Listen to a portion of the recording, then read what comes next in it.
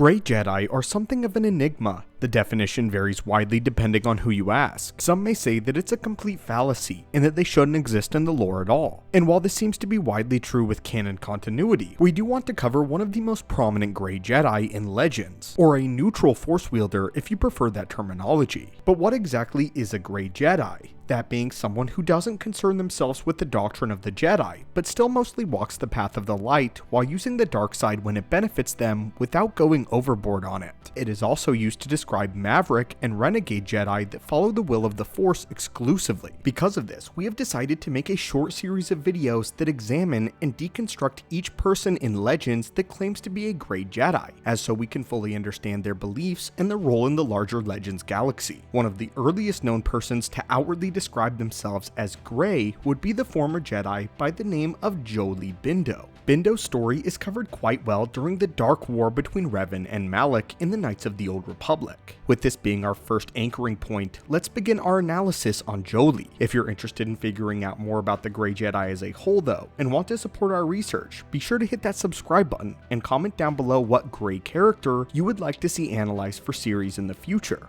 Or again, if you prefer, neutral Force wielders. Bindo is rare among the Grey Jedi classification because he himself has used the terminology unlike many others. Individuals like Qui-Gon Jinn, who some consider to be Grey, but ultimately is termed under Maverick. But what about Bindo? At first, when we look at him, he seems like all other Jedi in exile. He is grumpy, down on his luck, and apprehensive. However, there is far more to this Jedi than meets the eye. When Revan finds Jolee on Kashyyyk while in search of star maps, the old man takes an immediate interest in Revan's quest, and just invites himself into Revan's team. Of course, we learn later that Bindo was actually fully aware of Revan's true identity the whole time, right alongside Bastila Shan. Jolee goes on to aid Revan in his quest to the Starforge against Malak, and would actually be given an honorary seat on the Jedi High Council whenever the war was concluded. However, we want to focus less on his story concerning the events with Revan, and more so take a look at his past, and what led up to him leaving the Jedi Order in the first place, as well as what makes him claim to be a Grey Jedi. Jolee Bindo started out as any other Jedi did, a Padawan trained on Coruscant. Even as a young Padawan learner, Jolee was a complete renegade, and constantly disobeyed the orders of the High Council, something that is a common occurrence among Grey Jedi such as Qui-Gon. Jolee and Qui-Gon actually share a great deal of similarities, although it seems that Jolee himself actually goes a few steps further than even Qui-Gon Jinn did.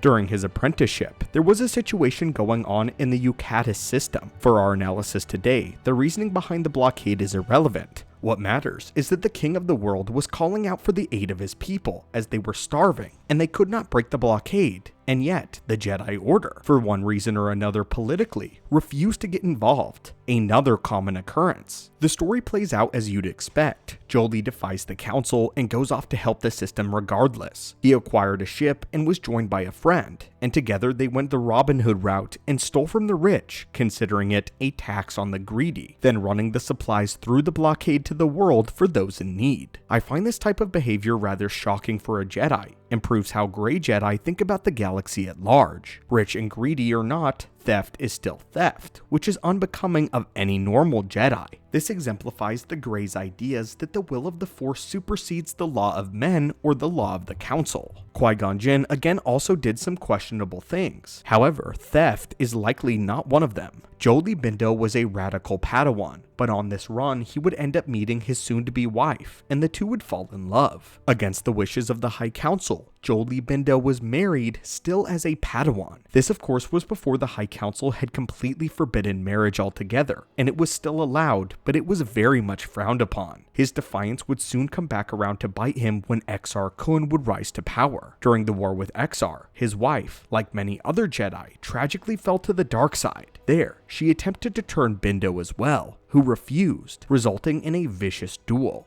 Bindo managed to best her, but was unable to kill his own precious wife. Bindo let her go, and this would ultimately lead to the deaths of many Jedi by her hand, before she was finally struck down by another Jedi in battle. Jolee was filled with grief. first at losing his wife, and at the failure from keeping her from killing all of the other Jedi. He became so distraught that he believed that he needed to be disciplined in the highest regard. Interestingly enough, the Council did not punish Bindo for his actions, stating that he had learned his lesson the hard way, when they instead wished to promote him to the rank of a Jedi Knight. Jolee was flabbergasted and completely lost faith in the wisdom of the Council, believing that he indeed needed to be punished for his crimes. This was a defining moment for Jolee Bindo. He believed that the will of the Force was above mortal law. However, he did accept his mistakes and accepted the consequences for his actions. And because of this, Jolee Bindo would resign as a Jedi, wandering the galaxy as a nomad, taking odd jobs here and there to make ends meet, even being a smuggler at one point in time. What made him unique is he never minded using the Force for selfish reasons, even using mind tricks during his smuggling operations. Soon though, the former Jedi crash landed on the world of Kashyyyk and decided to lodge there for a while. A while would eventually turn into 20 years, and at first, the Wookiees believed him to be a benevolent forest spirit, calling him the Hairless One. They began to leave gifts and fruits outside of his dwelling, until the old hermit Jedi explained the truth of who he was. Despite this, he and the Wookiees remained extremely good friends, and Jolee would use the Force and his lightsaber to defend their land, keeping predators away,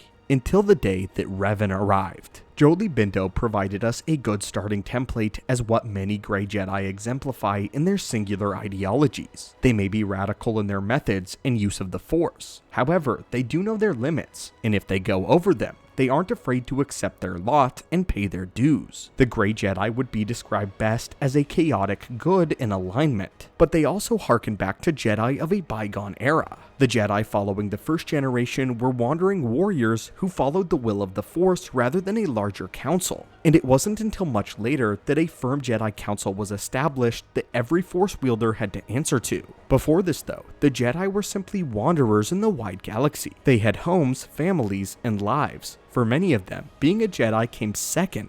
They were Ronins, and I have no doubt that the Jedi from the Clone Wars era and the era of Jolee Bindo would consider these original Jedi Knights as grey in nature. Something of great note for the Grey Jedi is although many of them claim to be neutral, when the chips are down, the Grey Jedi never fail to ally with what is righteous, and they always oppose corruption and deceit, whether it is from a Jedi or a Sith. Perhaps the Greys are not grey at all. So my friends, what do you think of this breakdown? Once more, this is a good starting point for this analysis series, so please comment down below other Grey characters that you would like to see analyzed. We would love to explore individuals such as Kyle Katarn, and explore some of the richer concepts of the quote-unquote Grey Jedi, their tendency to walk between the light and the dark, and whether or not this could actually be useful. But anyway, my friends, thank you so much for visiting the channel today. It means the world to me, and may the Force be with you.